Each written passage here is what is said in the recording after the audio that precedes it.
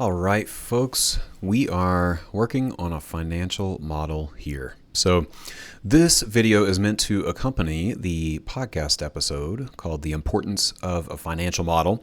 If you did not listen to that episode, I would encourage you to go back and listen to it just to get the full context. But I think this video could be a standalone video without the podcast if you're in a hurry. So the idea here is we are working with a financial model to help us predict or know what the expenses are going to be for our practice and how that flows into payroll, compensation, and so forth. So this model, I think, is most helpful for small group practice owners or folks who are thinking about expanding and anyone who is considering taking on extra office space or a large expense. It's really good at predicting the cost of certain expenses and letting you know whether you can afford something or how much to pay an employee if you are putting together an offer. So it probably won't work as well for a solo practice owner or a very large practice owner. As you can see just from the first sheet that we're on here for payroll expenses, it basically has room for 10 or 11 clinicians and up to 3 admin staff. Beyond that, you can certainly add rows. It just messes up the formulas, and you'll have to be careful to go in and also edit any cells that contain relevant formulas if you want to add rows if you're a larger practice. But all that said, let's get started here. So first things first, any yellow cell that you see in this spreadsheet on any of these tabs is meant for you to fill in. Any white or gray cell is meant to be left alone. So don't touch the white and gray cells. You can put the inputs into the yellow cells. So just a quick rundown of the layout. So we got 3 tabs here. This is our payroll expenses tab. This tab is going to keep track of each employee and how much you're paying them. If you're doing a percentage model, you can just convert it to an hourly number, get as close as you can. We're putting in all these details for our employees, so how many clinical hours they're working per week, if you do leadership hours, if you do supervision, if you pay them for admin hours. It's going to total all of those weekly hours here. Then you get to input more info, whether you give them a training stipend, birthday gift, health insurance. Theoretically, you could add columns here if you pay for other things. It's going to automatically calculate retirement. Payroll taxes, theoretically, these could be yellow cells. I use the Colorado rate of payroll tax. I think it's a good estimate for most states. But if you're in a state that's vastly different than this, so this is 8.1% for payroll taxes, you can change this number.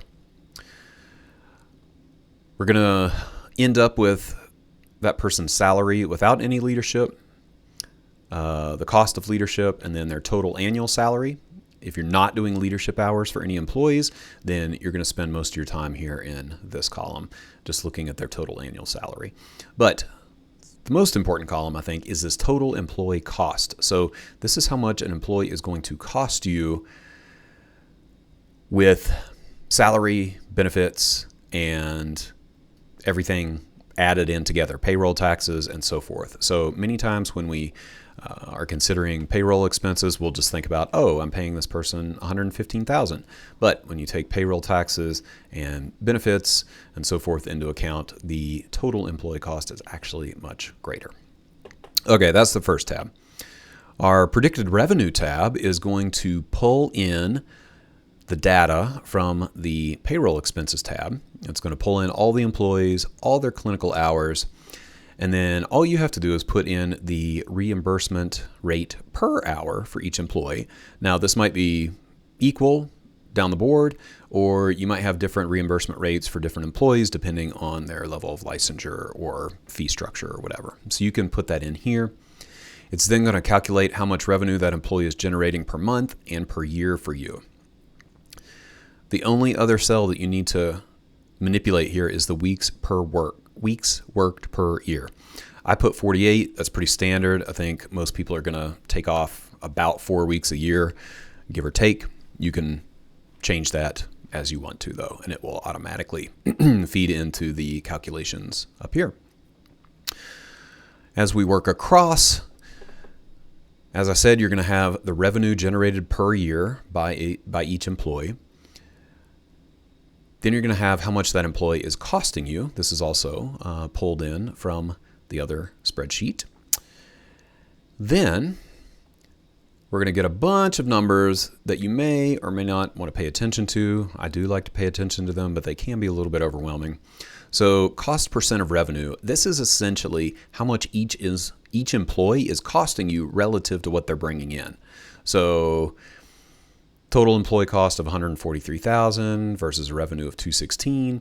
This employee, who just happens to be the owner, is costing about 66% of revenue. So when we talk about a fee split, this is the number that matches that. So if you think you're paying your employees 60% of revenue generated, well, this column will tell you if that's actually true. Left for overhead and owner per year, this is just the difference between the revenue generated and the cost in an absolute dollar amount. Overhead money. So this is going to be pulled from our third sheet, and I'll explain that a little bit more in a bit, but this is essentially the absolute dollar amount in overhead that this employee is quote unquote responsible for covering based on the total overhead for your practice. It'll also tell you the overhead percent. This should be consistent down this column. Left for profit is the absolute dollar amount that you will have left over for each employee after they have covered their share of the overhead and payroll. And then left for profit percent. So this is essentially the profit margin percentage per employee when all is said and done. So you are going to get a good idea of which employees are costing you the most money or affording you the most money. So let's move to our third tab here. The third tab is what I call the full budget tab. This is just an aggregate of gross revenue per year and per month. This is pulled from the previous tab. And then what you're going to put into this tab is all of the expenses in your practice. Okay. So when you put in the monthly expenses, all you have to know is how much you spend each month on each of these expenses. And then we will automatically calculate it over in this column for the annual amount. It totals it up, does some math, and then feeds back into this sheet to tell you what percentage of overhead you're actually working with and how much each employee is going to be responsible for. So let's bring this to life a little bit. Let's go first to the payroll expenses tab and put in some money. All right. As you can see, I've already filled in the owner's information. I am a firm believer in paying yourself for the work that you do. I know this varies, and a lot of owners actually don't pay themselves appropriately for the work that they do. I'm not going to get into that discussion. I'm going to use this model and build it out as if you are paying yourself for the work that you're doing. So if you're running small to medium-sized practice, let's say, again, you're compensating yourself about $60 an hour. Let's drop this down. Let's say you're doing 15 clinical hours per week. You spend 10 hours in leadership, which I would call running the practice. Maybe you are spending an hour in supervision. And I wouldn't count admin hours for the owner because a lot of that's going to be subsumed under leadership. Training stipend, if you want to pay yourself, you can. I don't think you're going to give yourself a birthday gift.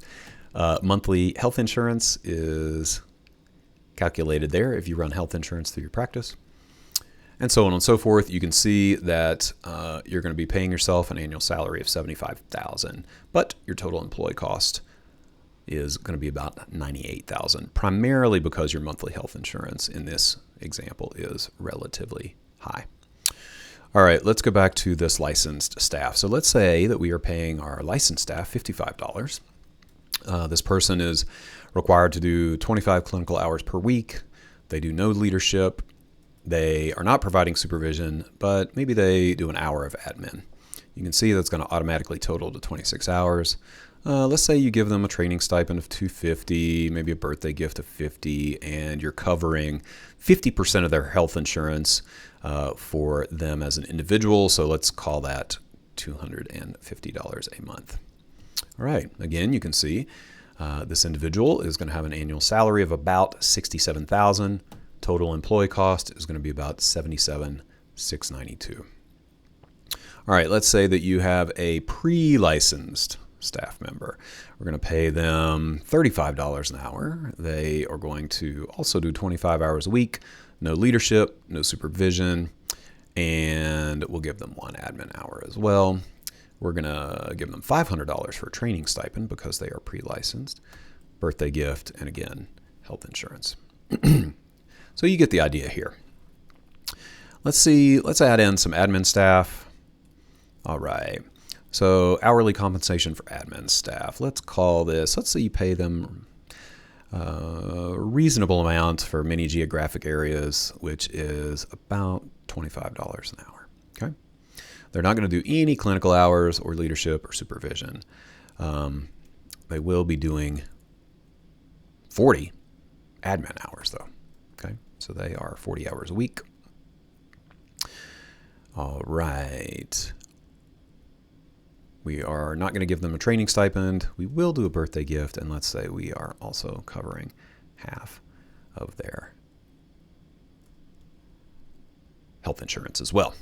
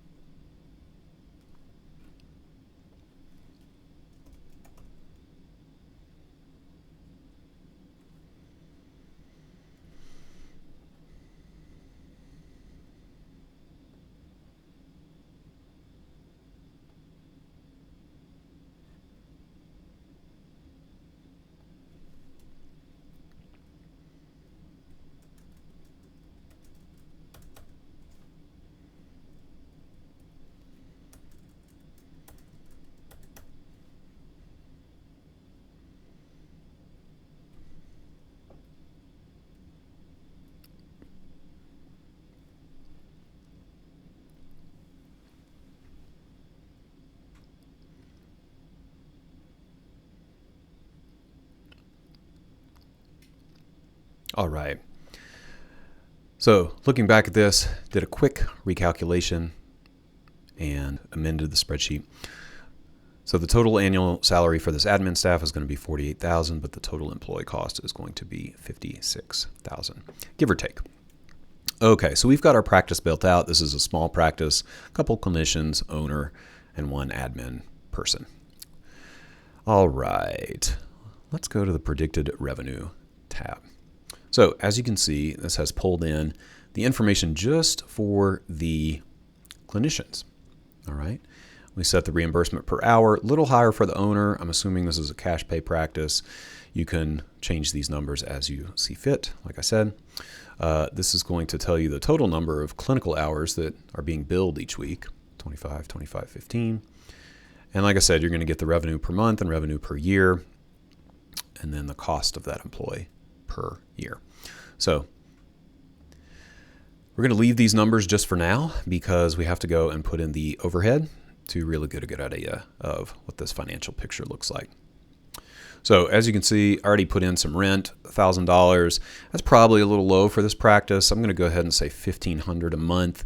That might get you 3 offices plus a waiting area. I know this is going to vary widely depending on geography, so just keep that in mind. All right, testing materials. If we have 3 clinicians doing testing, everybody's doing a couple evals a week. That's a lot of math for me to do, to be honest, but let's just call it $1,000 a month for testing expenses.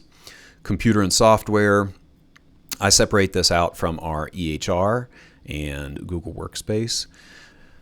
So miscellaneous computer and software, let's give it $200 a month for other subscriptions to various services, QuickBooks and whatnot. Therapy notes, let's see, for a small practice like this, maybe you're looking at $200 a month. Google, $20 a user by 4 users. Let's call it $80. Maybe you tack on Google Voice, so maybe we're up to $150. Marketing. This is really all over the place, but let's assume you have good word of mouth. You're not spending a ton on marketing.